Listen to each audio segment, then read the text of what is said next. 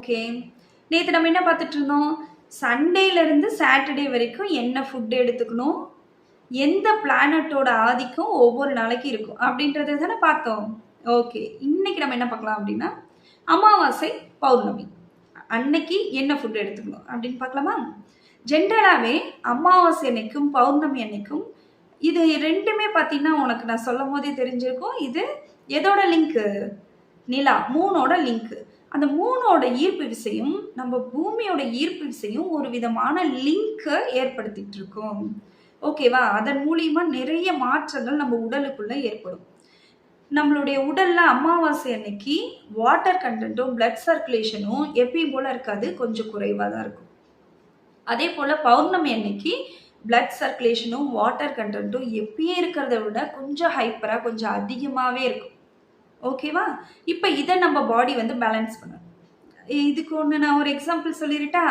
நம்ம last time Mahabalipuram பௌர்ணமி அன்னைக்கு போனோம்ல, அப்போ என்ன சொன்னாங்க? 6 o'clock மேலே விட மாட்டோம், ஏன்னா இன்னைக்கு வந்து பௌர்ணமி, நம்ம கடலோட சீற்றம் அதிகமாக இருக்கும்னு சொன்னாங்க இல்லையா? ஸோ அது போல தான் நம்ம பூமியில் நடக்கிற மாதிரியே தான் நம்ம உடல்லையும் நடந்துட்டு இருக்கோம். ஓகேவா? சரி, ஓகே. இப்போ அமாவாசைக்கு என்ன ஃபுட்டு சாப்பிட்டா அது பேலன்ஸ் ஆகும் அப்படின்னா, அமாவாசை வந்து நம்மளுடைய முன்னோர்கள் எந்த பிளானட்டோட கம்பேர் பண்ணுறாங்க அப்படின்னா, நான் விசிபிள் நிழல் கிரகமாகிய ராகுவோடையும், பௌர்ணமியை அதே நிழல் கிரகமாகிய கேதுவோடையும் கம்பேர் பண்ணுறாங்க. ஓகேவா? இது நிறைய சயின்டிஃபிக் ரீசன் இருக்கு. ஓகே, சரி. இப்போ அமாவாசை அன்னைக்கு என்ன ஃபுட்டு சாப்பிடணும் அப்படின்னா, கருப்பு உளுந்து சாப்பிடணும். ஓகேவா? உளுந்துலேயே 2 இருக்குது, வெள்ளையாகவும் இருக்கும், கருப்பாகவும் இருக்கும். நாம் சாப்பிடக்கூடியது கருப்பு உளுந்து நம்ம அமாவாசை அன்னைக்கு எடுத்துக்கணும். அதே போல் வடையாவோ எப்படி வேணாலும் எடுத்துக்கலாம், உளுந்து கஞ்சியாவோ வடையாவோ நம்ம எப்படி வேணாலும் எடுத்துக்கலாம்.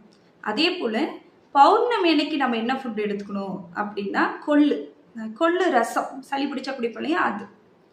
ஸோ இந்த அமாவாசை அன்னைக்கு இந்த 2 உணவையும், பௌர்ணமி அன்னைக்கு இந்த உணவையும் நம்ம எடுத்துக்கிறது மூலியமா நம்ம அந்த நிலாவோட ஈர்ப்பு விசையை பூமியோட ஈர்ப்பு விசைக்கு ஈக்குவலாக ஒரு பேலன்ஸ் நடந்துட்டு இருக்கு இல்லையா, அதை நம்ம பாடி பேலன்ஸ் பண்ணிக்கோ. அன்னைக்கு நம்ம ரெஃப்ரெஷ்ஷாக இருக்கும். ஓகேவா?